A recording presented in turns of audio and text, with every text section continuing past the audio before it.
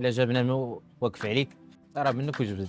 جا واقف عليك راه تخدي لي الغرض، وغتحيدهم واخا تحيدهم من عندك ولا فهمتي ضروري.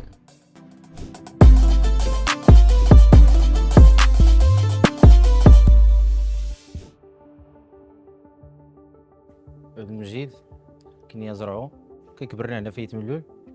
شديت الباك في 2008 ما كملتش حيت كان الظروف ديال الوالد توفى. الحاجه اللي قال هو وصاني على الخوت، الله في خوتك صافي، واخا كان قاصح شويه ولكن كان معقول. بنادم كيجي على قبل الوالد لدرجه انه كيجي بنادم دابا كيعاود ليا في ذاك العام في الثمانينات وسميتو، تصور انه بنادم كيجي كيحط عنده الفلوس، يعني كيتخلص وكيجي كيحط عنده الفلوس حتى كيبغيهم.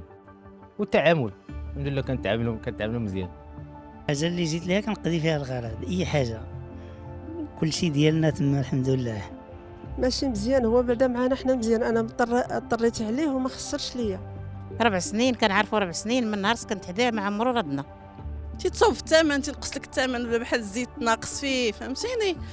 هادشي هو وتتساعد معانا. لا ما عندك سيري تيكون عندك وجيبي، ما تيزير حتى شي واحد، هذا ما كان.